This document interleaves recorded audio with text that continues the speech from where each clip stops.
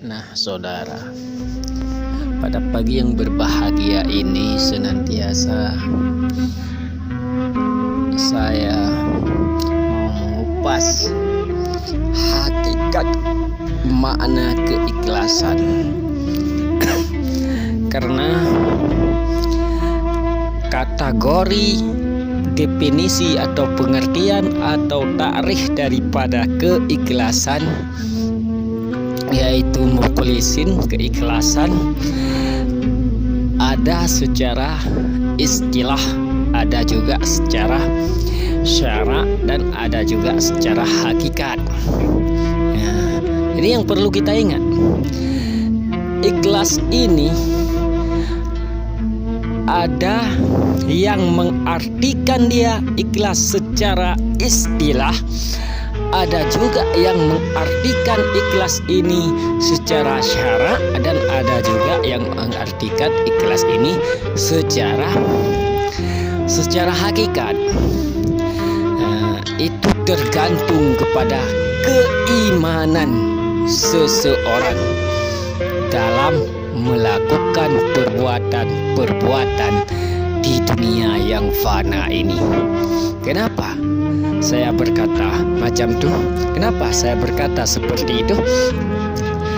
Begini saudara, yang mengartikan ikhlas itu makna daripada istilah yang namanya ikhlas macam orang bersedekah. Orang bersedekah, ya, sedekah ikhlas lillah ta'ala, ikhlas. Tapi dia suruh buat pengumuman supaya orang tahu yang bersedekah itu dia. Itu apakah namanya ikhlas? Ikhlas secara istilah. Ada juga makna ikhlas ini menurut syara. Bagaimana ikhlas yang menurut syara? Orang bersedekah dengan tangan kanan tidak diketahui oleh tangan kiri. Maknanya ketika ia bersedekah misalnya kepada pondok atau kepada masjid, dia cakap pada pengurus masjid, ini sedekahku, jangan tulis namaku. Kalau nanti dibuat pengumuman apa juga, sebutlah hamba Allah. Itu namanya sedekah menurut ikhlas menurut syara. Dia bersedekah ikhlas menurut syara, bersedekah dengan tangan kanan tapi tangan kiri dia tidak diketahui. Itu namanya ikhlas menurut syara. Tapi yang kita inginkan bagi kita yang berprestasi, bagaimana nilai keimanan kita untuk menuju kepada hakikat, menuju kepada sang Khalik yang sebenarnya. Coba kita tempuh ikhlas ini, ikhlas secara hakikat. Macam mana yang dikatakan dengan ikhlas secara hakikat? Ikhlas secara hakikat, kita ikhlas mengerjakan apa yang disuruh oleh Allah, dan ikhlas yaitu tidak mengerjakan apa yang dilarang oleh Allah. Contohnya saudara, kita hari ini menyembah Allah dengan mendirikan sholat, dengan berpuasa Ramadan, dan banyak kebajikan yang lain. Itu karena kita mengerjakan itu karena ikhlas secara kita masing-masing.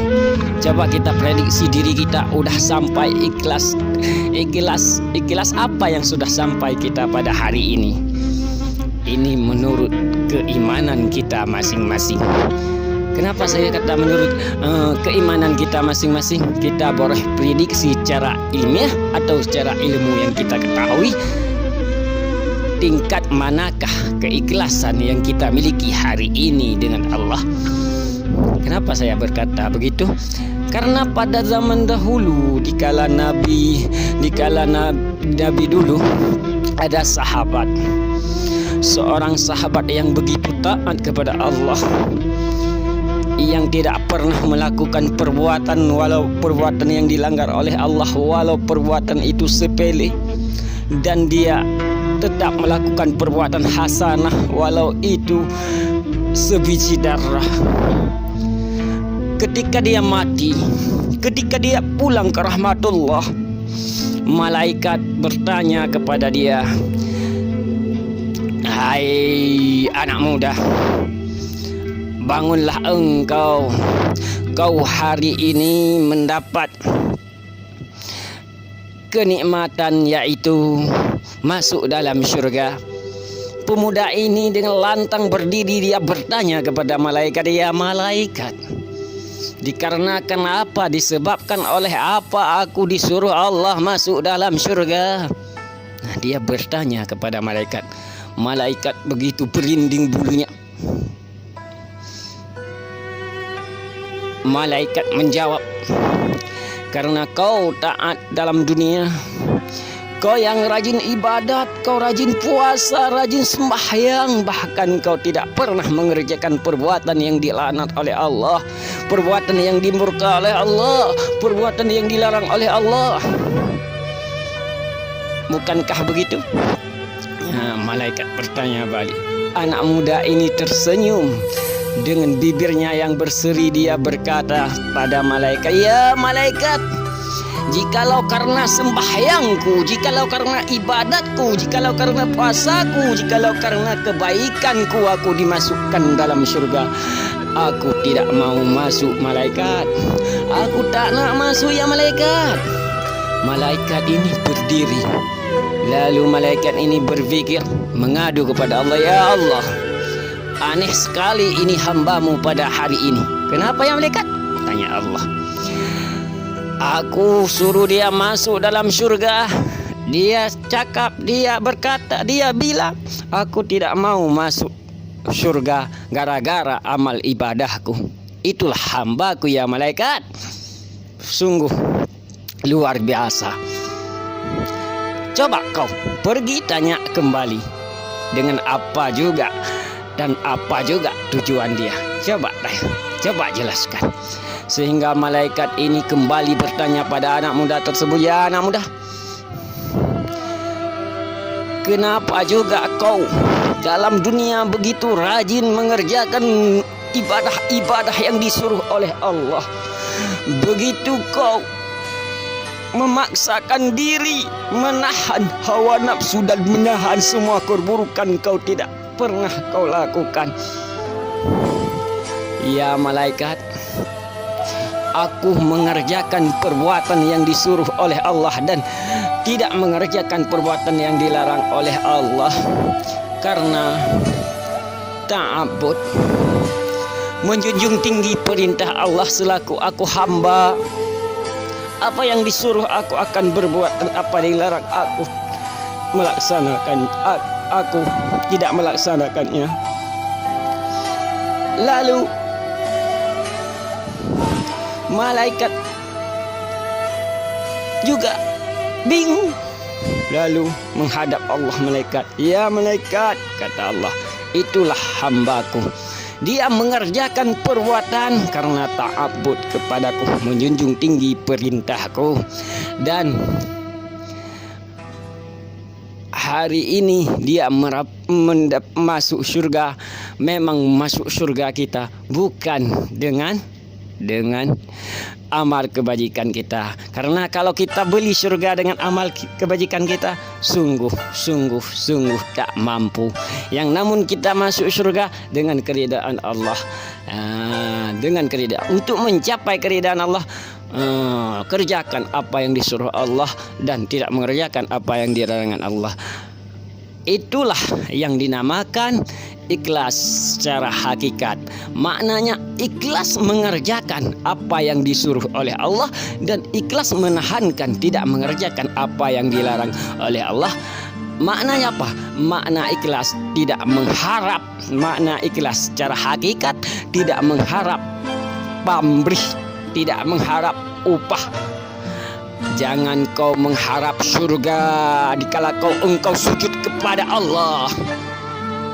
Jangan kau mengharap bidadari jikalau kau berjihad fisabilillah. Kau kerja dalam dunia ini, kalau tidak diupah mau tak? Itu lain bung, itu bukan makna ikhlas secara hakikat. Kau kerja sama Allah, tidak mengharap surganya Allah, tapi mengharap cintanya Allah. Ikhlas karena lillah, ikhlas tanpa mengharap pemberi, itu makna ikhlas secara hakikat. Dengan keridaannya lah kita masuk dalam surga. Begini saudara-saudara, saya contohkan satu. Kita bekerja pada orang tua kita. Macam mana kita bekerja pada orang tua kita? Misalnya orang tua kita mempunyai sawah. Ketika kita membantu dia untuk mencakul sawah, mengangkut padi, menanam padi, kita ikhlas. Macam mana kita ikhlas? Kita tidak mengharap ini aku pergi ke sawah bantu mama aku nanti satu hari 10.000. Tidak. Ini bantu mama aku agar aku dibeli ini dibeli itu. Tidak. Tapi orang tua kita yang mampu, kita akan dibeli apa yang kita mau dikasih panen nanti. Begitulah Allah. Bahkan kasih sayang Allah luas daripada kasih sayang kedua ibu bapak. Ibu bapak kita aja yang kita tolong mesti dia kasih, apalagi Allah Ta'ala. Itulah makna ikhlas secara hakikat.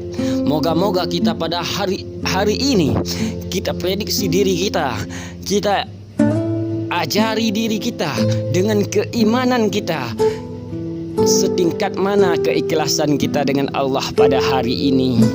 Ini nak menjelang bulan puasa, ini bulan Sya'ban. Kebaikan-kebaikan yang kita lakukan, keburukan-keburukan yang kita tahan hari ini tidak melakukan, kita doakan sampai puasa kita nanti bisa melaksanakan puasa-puasa secara ikhlas, secara hakikat, tanpa mengharap pamrih. Yakni cintanya lah yang kita raih, keridaannya ya yang kita kasih raih. Kita selaku hamba tak yang tak ada upaya dan kekuatan melainkan dengan dia. Kita hidup karena dia, kita mati karena dia. Coba kita prediksi pada diri kita, setingkat mana kita mendapatkan keikhlasan ketika kita dengan Allah dalam segala aspek kebaikan-kebaikan yang kita lakukan, baik sosial kepada sesama manusia.